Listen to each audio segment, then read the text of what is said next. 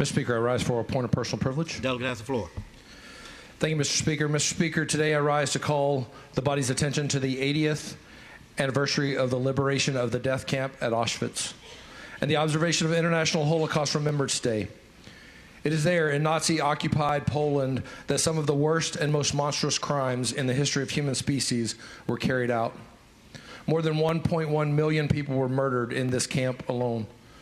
The vast majority were Jews guilty of nothing but worshiping the God of Abraham, Isaac, and Jacob, as their forefathers had done for millennia.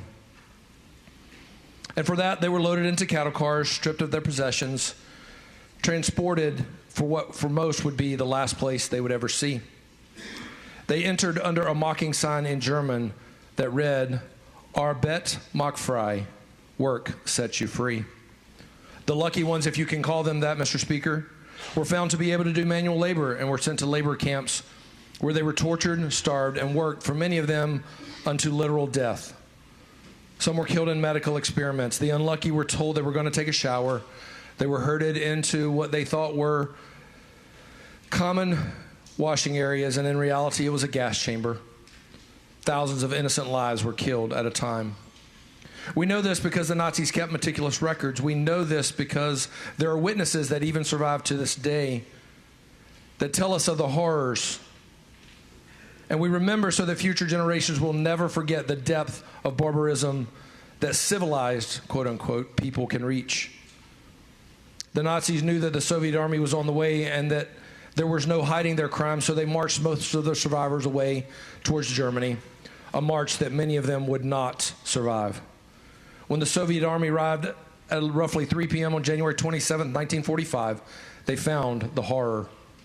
From the account of one survivor, there were 7,000 prisoners alive in 3 main camps, 500 in other subcamps, another 600 corpses. They found 837,000 women garments, 370,000 men's suits, and 44,000 pairs of shoes, and enough human hair to have estimated to have come from 140,000 people. Those who survived were little more than walking corpses, but they survived, and somehow they found the will to live and to tell their story. And it's a story that we must not forget, Mr. Speaker. Auschwitz is a reminder that never again must be more than words.